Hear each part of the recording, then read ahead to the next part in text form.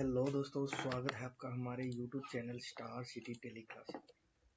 आज के वीडियो में हम बात करने वाले हैं F11 के अंदर मोस्ट इम्पोर्टेंट फीचर्स के बारे में। काफ़ी सारे फीचर्स ऐसे होते हैं जो हमें रेगुलर यूज में लेने पड़ते हैं। कुछ फीचर ऐसे होते हैं जो कभी कभी हमारे काम आते हैं, तो कभी उनको जिस समय हमें उनकी ज़रूरत होती है तब क्या करते हैं, उसको यस और नो करते हैं। तो आइए जानते हैं सबसे पहले इम्पोर्टेंट फीचर्स के बारे में। सबसे पहले F11 प्रेस करेंगे तो यहाँ पे देखिए मेंटेन अकाउंट्स। मेंटेन अकाउंट्स क्या काम आता है कि जैसे ये स्क्रीन है, इसके अंदर बैलेंस शीट है, प्रॉफिट एंड लॉस है, स्टॉक समरी है, सारे अकाउंट से रिलेटेड की रिपोर्ट्स है। अब हम क्या करेंगे F11 के अंदर, अगर हमने इसको नो कर दिया, अगर हमने मेंटेन अकाउंट्स को क्या कर दिया, नो कर दिया, तो नो करते ही देखिए सारी रिपोर्ट्स हट गई। है सिर्फ स्टॉक इन्वेंट्री, यानी इन्वेंट्री से रिलेटेड सारा कुछ आ रहा है, लेकिन अकाउंट से रिलेटेड कुछ भी नहीं आ रहा है। अगर आपकी भी स्क्रीन पे कोई ऐसी समस्या आती है, अगर ये रिपोर्ट्स दिखाई दे रही है, तो आपको क्या करना है, F11 के अंदर मेंटेन अकाउंट्स को यस कर लेना है। कंट्रोल ए प्रेस करेंगे तो यहाँ पे देखिए ये पूरी की पूरी रिपोर्ट यहाँ पे शो होने लगी। ठीक है, यहाँ पे देखते फिर enable bill wise bill entry. ये क्या काम आता है, जैसे मान लीजिए हमने किसी पार्टी को पेमेंट करना है या किसी पार्टी से पैसे रिसीव करने हैं, तो यहाँ पे जैसे कोई राम नाम के व्यक्ति का अपन ने लेजर बना लिया। ठीक है, अब हमें इसे क्या करने, 5,000 रुपये लेने। सीधी एंट्री कर रहे हैं तो सीधा एक्सेप्ट कर रहा है, लेकिन अगर हमने बिल वाई डिटेल को यस कर लिया तो यहाँ पे जो अकाउंट बनाया है उसमें मेंटेन बिल वाई डिटेल को यस कर दिया। अब जैसे ही इस पे एंटर लगाएंगे तो ये डेस्कटॉप आती है हमारे पास कि मेथड ऑफ एडजस्टमेंट। आपने जो 5,000 रुपये लेने हैं वो किस एवज में लेने हैं, कि भाई बंदा सामने वाला जो है वो एडवांस में पैसे दे रहा है तो एडवांस कर देंगे। अगर आपने पहले के कोई मांग रहे हैं जिसमें न्यू रेफरेंस किया हुआ है तो हम क्या कर देंगे, एग्नेस्ट रेफरेंस कर देंगे कि हाँ हमने जिस पैसे जो ट्रांजेक्शन पहले का किया हो उसके एवज में आ रहा है। अगर नया लेन देन है तो न्यू रेफरेंस कर देंगे। अगर इनमें से कुछ भी नहीं देना है, न कुछ ध्यान रखना है आपको, तो यहाँ पे क्या कर देंगे, सीधा ही ओन अकाउंट कर देंगे। ओन अकाउंट पे कर दिया, या फिर यहाँ पे मान लीजिए हमने क्या कर दिया, न्यू रेफरेंस कर दिया। न्यू रेफरेंस कर दिया तो इसको एक्सेप्ट कर दिया। अब कभी भी इसको पेमेंट वापस करना है अपने को, तो हम क्या करेंगे, जैसे उसी राम पे एंटर लगाया, 5,000 रुपये लगा दिए। अब ये देखिए ऑटोमेटिक अगेंस्ट रेफरेंस पे ले लेगा कि इस डेट को आपने इससे पैसे लिए थे, 29 दिसंबर को 5,000 रुपये क्रेडिट बैलेंस है, तो यहाँ पे अगेंस्ट कर दिया, 0 आ जाता है। अगर कुछ भी ध्यान रखना नहीं है तो इसको क्या कर देंगे, हम सीधा ही ओन अकाउंट कर देंगे। अगर इसकी ज़रूरत आपको नहीं महसूस होती है तो इसको क्या कर देंगे, नो कर देंगे। अगला टॉपिक आता है अपना कॉस्ट सेंटर।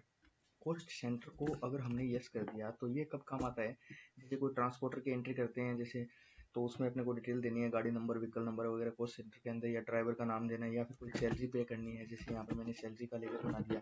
अब सैलरी में आपको यहाँ पे क्या करना पड़ेगा, कंट्रोल आई प्रेस करके कॉस्ट सेंटर एप्लीकेबिलिटी को यस करना पड़ेगा।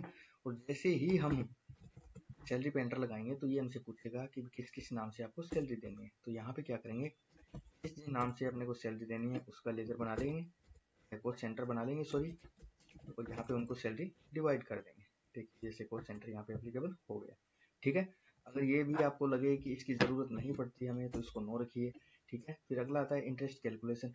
इंटरेस्ट कैलकुलेशन क्या होता है, इस पर मैंने स्पेशल एक वीडियो बनाया हुआ है, तो आपको इसकी पूरी की पूरी जानकारी इंटरेस्ट कैलकुलेशन के बारे में इस वीडियो में जानकारी मिल जाएगी। क्योंकि 5 से 6 मिनट का वीडियो है जिसमें सारी डिटेल समझाई हुई है इंटरेस्ट कैलकुलेशन के बारे में।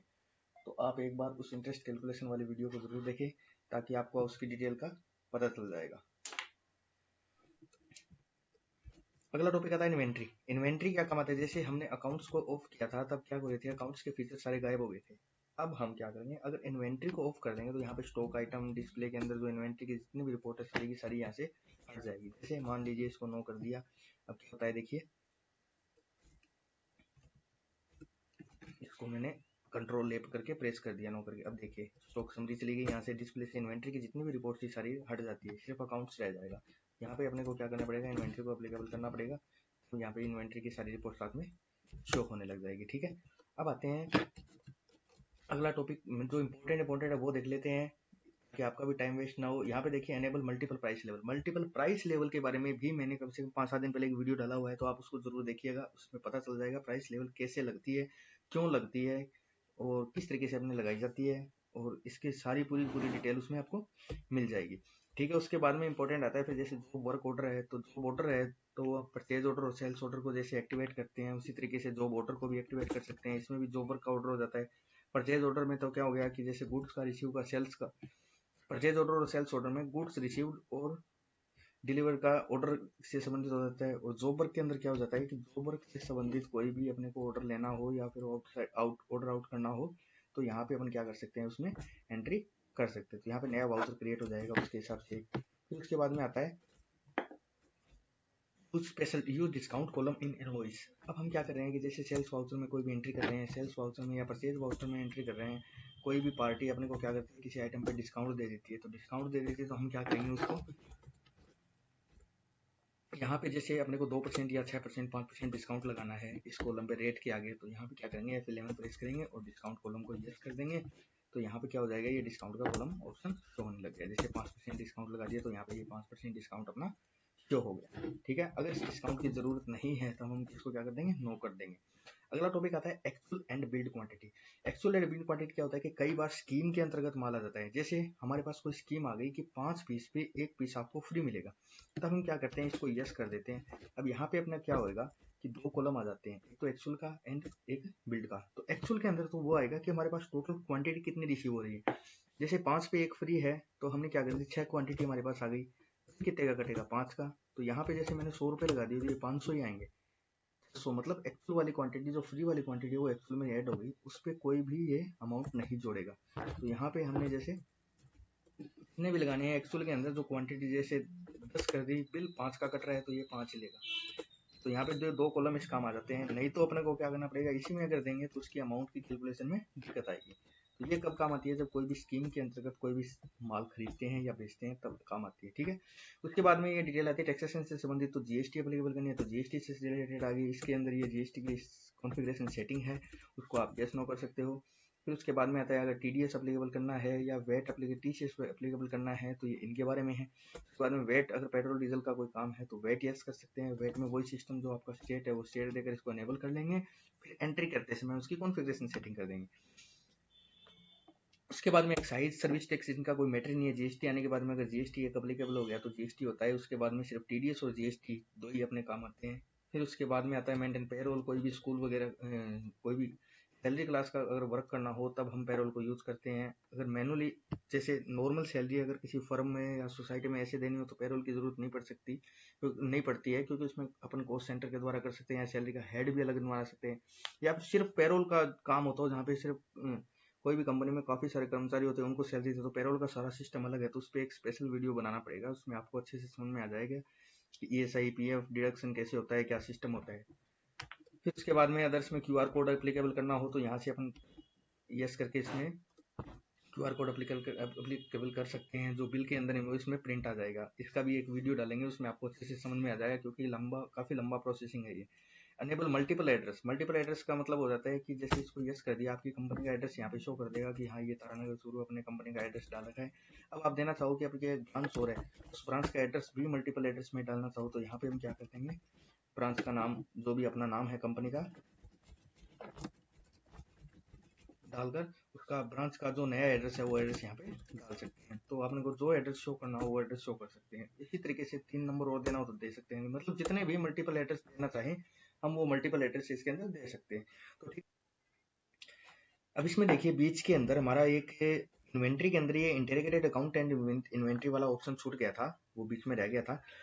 ये भी इंपॉर्टेंट कमांड्स में आता है। ये कब काम आता है, देखिए इंटीग्रेटेड अकाउंट्स विद इन्वेंट्री। अब हम क्या कर रहे हैं कि जैसे प्रॉफिट एंड लॉस की रिपोर्ट देख रहे हैं, प्रॉफिट एंड लॉस की रिपोर्ट देख रहे हैं तो हम क्या करेंगे, यहाँ पर जाएंगे, फिर हमें दिखा रहा है कि परचेज अकाउंट दिखा रहा है और यहाँ पे ग्रोथ लॉस दिखा रहा है, या फिर कोई दूसरी कंपनी खोल लेता हूँ जिसमें मैं डिटेल हो सारी, ताकि आपको अच्छे से समझ में आ जाए। जैसे ये कंपनी खोल रखी है और यहाँ पे मैंने प्रॉफिट एंड लॉस के अकाउंट की समरी खोल रखी है। अब यहाँ पे मेरे को ओपनिंग स्टॉक और क्लोजिंग स्टॉक नहीं शो हो रहा है। एक्चुअली में क्या है, मेरे पास ओपनिंग क्लोजिंग स्टॉक है, लेकिन वहाँ पे क्या हो रहा है कि ये चीज़ें नहीं शो हो रही है। तब हम क्या करेंगे, यहाँ पे F11 प्रेस करेंगे। अब यहाँ पे इन्वेंट्री नो है, तो अब यहाँ पे प्रॉफिट एंड लॉस में आ गए, स्टॉक समरी में आ गई, ये स्टॉक है। अब अपने को वहां पे प्रॉफिट एंड लॉस में क्लोजिंग स्टॉक और ओपनिंग स्टॉक यस करना है, शो करना है, तब F11 के अंदर इंटरगेटेड अकाउंट्स विद इन्वेंट्री को हम क्या करेंगे, यस कर देंगे। अगर इसको यस कर दिया तो ये क्या कर रहा है, ये देखिए ओपनिंग स्टॉक भी आ गया हमारे पास, यहाँ पे ये क्लोजिंग स्टॉक आ गया। ये क्लोजिंग स्टॉक ओपनिंग स्टॉक कौन सा है, जो हमारे टेली के अंदर बाय डिफॉल्ट ओपनिंग और क्लोजिंग स्टॉक आता है वो स्टॉक है। अगर हम मैनुअली प्रॉफिट एंड लॉस के अंदर मैनुअली, ये तो आ रहा है बाय डिफॉल्ट, अगर हम मैनुअली डालना चाहें तब हम क्या करेंगे, यहाँ पर इसको नो कर देंगे। नो करने पे यहाँ पे जो ऑटोमेटिक आता है वो तो हट जाएगा। अब हमें क्या करना पड़ेगा, नया खाता अकाउंट क्रिएट करना पड़ेगा, एक लेजर क्रिएट करना पड़ेगा स्टॉक के नाम से, इसको डाल देंगे स्टॉक इन हैंड के अंदर। फिर हम क्या करेंगे, जैसे ही यहाँ पर P&L में जाएंगे तब यहाँ पे देखिए ओपनिंग स्टॉक और क्लोजिंग स्टॉक आ गया। अब जैसे ईयर एंड पे अपन ऑडिट करते हैं, जैसे 31/3/2023 को मेरे पास 5,85,200 का मैनुअली वेरिफिकेशन करके स्टॉक देख लिया, हम देखेंगे कि यहाँ पे देखिए क्लोजिंग स्टॉक ही आ गया। अब इसमें एंटर लगाएंगे तो ये शो हो रहा है। अगर आपको टेली वाला बाय डिफॉल्ट देखना हो तब इंटरगेटेड अकाउंट्स विद इन्वेंट्री को क्या कर देंगे, यस कर देंगे, तो अपना मैनुअली वाला स्टॉक आ जाएगा और यहाँ पे जो बाय डिफॉल्ट आ रहा है वो आ जाएगा। ये भी बहुत ज्यादा इंपॉर्टेंट कमांड है, जो अपने ऑडिट करते हैं या फाइनल काउंट बनाते हैं तब उसमें काम आता है। ठीक है दोस्तों, तो इस तरीके से F11 के अंदर काफी सारे कमांड है जो हमारे बहुत ज्यादा यूज आते हैं और हम उनको रोज वर्क करते समय काम में भी लेते हैं, तो सारे कमांड यूज कर सकते हैं। अगर वीडियो पसंद आए तो सब्सक्राइब जरूर कीजिएगा, जो चैनल पर नए हैं वो सब्सक्राइब जरूर कीजिएगा। अगर आपकी कोई नई वीडियो की रिक्वायरमेंट है तो कमेंट करके जरूर बताइएगा। ओके दोस्तों, थैंक यू।